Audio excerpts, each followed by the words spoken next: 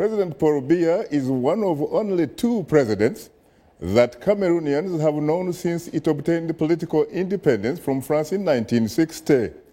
He's also one of the continent's longest-serving presidents. My colleague Paul Cisco has more on the story. Paul Biya served as prime minister under Cameroon's first president, Amadou Ahidjo. When he abruptly resigned in 1982, Biya became the second president of the Central African country. Africa's longest-serving president is Teodoro Obiang Nguema of Equatorial Guinea. He is closely followed by Angolan President Jose Eduardo dos Santos and the recently re-elected president of Zimbabwe, Robert Mugabe. Then comes President Paul Biya, who started his long reign on November 6, 1982. Uganda's Yoweri Museveni is next on the list of longest-serving African presidents. Mr. Biya won a disputed election in 1992 and re-elections by much bigger margins in 1997, 2004, and 2011.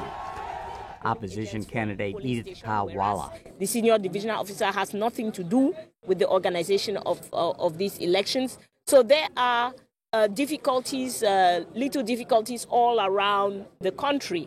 Despite violent protests, the National Assembly, dominated by the ruling political party, voted to revise the Constitution, removing term limits in 2008. President Biya said it was undemocratic to limit the people's choice. In a recent report, Amnesty International outlined a series of human rights abuses it believes have been taking place in Cameroon for years.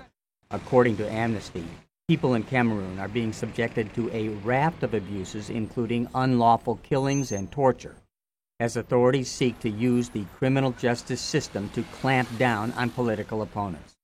The Biya administration vowed to look into the charges. In 2008, musician and activist Lapiro de Banga was sentenced to 3 years in jail by authorities for speaking out against the Biya administration. After Senegalese musician Lamine Touré performed Lapiro's banned song Constipated Constitution, Lapiro spoke from jail. In Africa, we have leaders who stay in power all their life, and mostly in Cameroon, our leaders want to be in power for all the last time, all his life, so I decided to make this song so that he should leave the power, and that's why I'm in jail today. Released and living in self-imposed exile, Lapiro spoke at the 2003 Oslo Freedom Forum in Norway. This video is posted on YouTube. Cameroon, my beautiful country, has fully deserved its title of World Corruption Champion. Ladies and gentlemen, the Cameroon dictatorial regime has never been elected ever since independence. It spreads terror across the population. That is why you can see members of the army patrolling across the cities, even in pubs and bars, with heavy artillery in order to intimidate the population. People from Cameroon try to raise their voice sometimes. The lucky ones end up falling in jail. The Supreme Court reopened his case this year. Cameroonian legislative and municipal elections are set for September 30th.